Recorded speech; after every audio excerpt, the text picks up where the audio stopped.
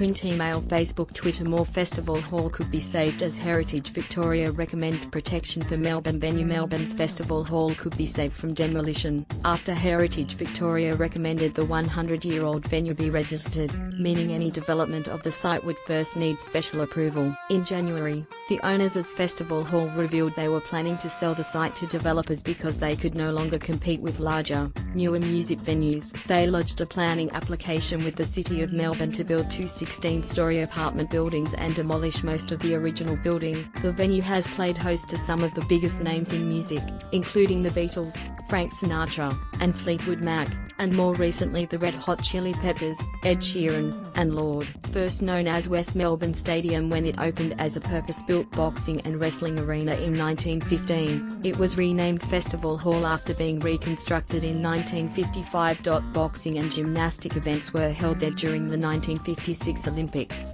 and later world-class bouts featuring the likes of Lionel Rose. The popular TV ringside wrestling events were held there in the 1960s and 70s. The executive director of Heritage Victoria has recommended the site be added to the register, but that still needs to be approved. The Heritage Victoria report said while the building was unlikely to meet the architectural criteria needed for protection, it was socially significant to the live music industry, as well as the boxing and wrestling community. Victoria's Planning Minister, Richard Wynne, said a heritage listing would mean any development of the site would require approval to ensure the building's character and history were preserved. He said the venue was an important part of Melbourne's social and cultural life.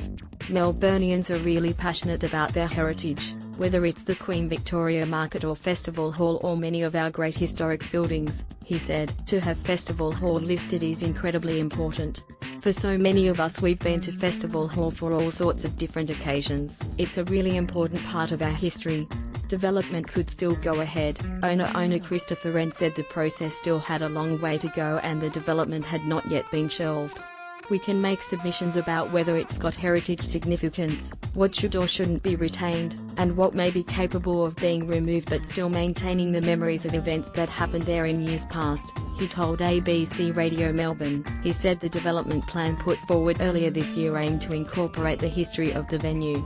We've gone and spoken to people we regard as having expertise in this area and got their recommendations and sought to incorporate that because we recognise that the building for some people has great memories, he said. When the development was announced in January, Mr. Wren said the venue was becoming unprofitable. I draw the analogy that an old boxer facing up to a younger, bigger, stronger opponent is going to get well and truly pummeled, and with the opening of Margaret Court Arena, and Hisense Arena, to a lesser extent, we're being pummeled. Print, email, Facebook, Twitter. More.